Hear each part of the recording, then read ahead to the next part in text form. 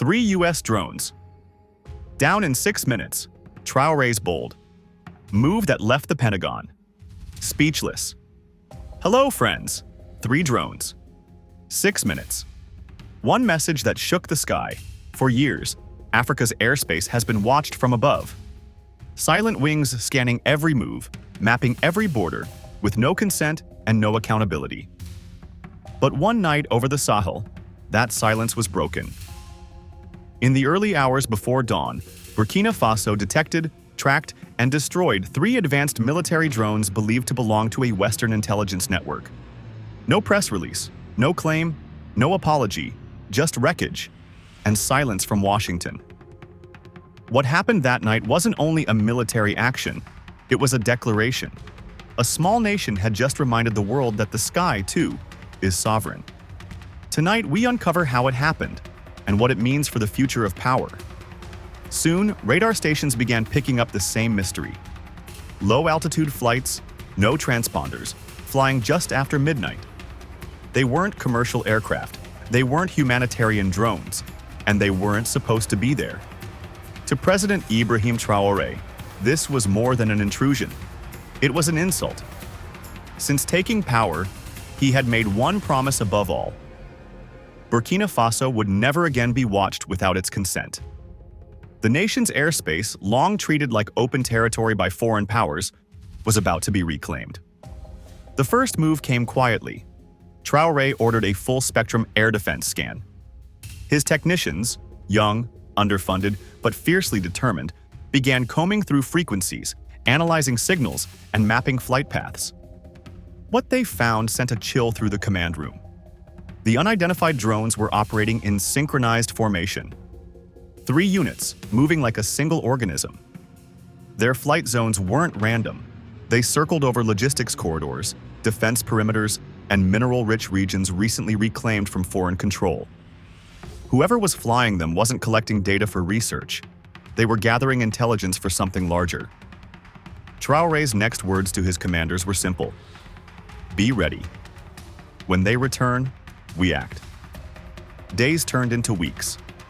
Then, one night, the radar lit up again. 3 targets, identical to before, approaching from the north at low altitude. But this time, Burkina Faso was ready. Every radar station had been recalibrated. Mobile anti-air batteries were hidden in the sand, their sensors tuned for small, low-flying targets. Communications were silent. The operations room went dark, except for the glow of screens. Traoré stood behind his officers, arms crossed, saying nothing. At 12:43 a.m., the order came through. Engagement confirmed. The sky erupted. The first missile struck with surgical precision, splitting the night open in a burst of orange. The second drone tried to climb. It didn't make it. The third began evasive maneuvers, deploying countermeasures. It failed. Within 6 minutes, the sky was clear. 3 drones down. 0 casualties. For a moment, no one spoke. Then, slowly, Traoré turned to his commanders and said, "The sky is ours again." The following morning, nothing appeared in Western news outlets.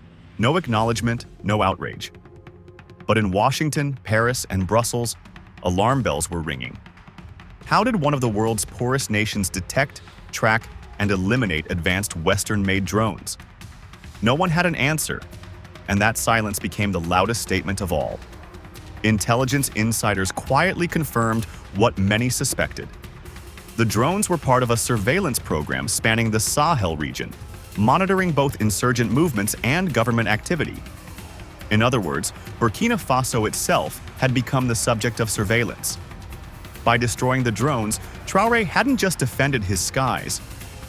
He had exposed a hidden truth, that Africa was being watched, mapped, and measured from above without permission. The incident quickly earned a name across the region, the Burkina Drone War, though no war was ever declared. What made it remarkable wasn't the firepower, but the message behind it. A nation dismissed as fragile had just proven that sovereignty doesn't depend on size, but on will. Yet behind the triumph was a deeper warning. Because drone warfare, by its nature, blurs the lines between protection and provocation. In the months leading up to the incident, Burkina Faso had seen multiple civilian deaths from misidentified drone strikes. Explosions with no explanations, no accountability, and no one to answer to the grieving. Traoré's move was as emotional as it was strategic, a stand against unseen violence. But it also unleashed something new, a race for air control in the Sahel. Armed groups, insurgents, even small militias began experimenting with their own modified drones. Cheap FPV devices once used for weddings and racing were now carrying explosives. Villages that once feared silence now feared the buzz of unseen wings. The skies had become the new front line. Still, for many Africans, that night in Burkina Faso felt like justice. For decades, Western powers had treated African airspace as theirs to navigate. Satellites scanned, drones hovered, and data flowed outward, unseen but constant. But now, one nation had said no and enforced it. Analysts called it the most symbolic act of sovereignty since the independence movements of the 1960s. The drones represented control, surveillance, hierarchy. Their fall represented defiance. Inside the Burkina Faso capital, the mood was quietly proud. No parades, no announcements, just confidence. The Defense Ministry released a single cryptic statement: "Our airspace has been secured." That was all. Meanwhile, in Western capitals, the topic was avoided. Journalists tried to ask, but officials sidestepped the questions. No one wanted to admit that the unthinkable had happened, that a nation once seen as dependent had just drawn a line in the sky and held it. The silence that followed wasn't ignorance, it was diplomacy. Because acknowledging the incident would mean admitting that sovereignty, long presumed negotiable, was now being defended with missiles. In the following weeks, Mali, Niger, and Guinea began consultations on shared air defense programs. Regional alliances like the AES bloc praised the action, calling it a message of dignity sent to the world. But beyond politics, the incident forced a deeper question: who really owns the sky? For years, the technology of surveillance had been one-sided. Drones, satellites, and aerial reconnaissance served the powerful, not the observed. But now, with accessible radar, low-cost missiles, and skilled engineers, that monopoly was cracking. And in that crack lay something profound: the first glimpse of balance.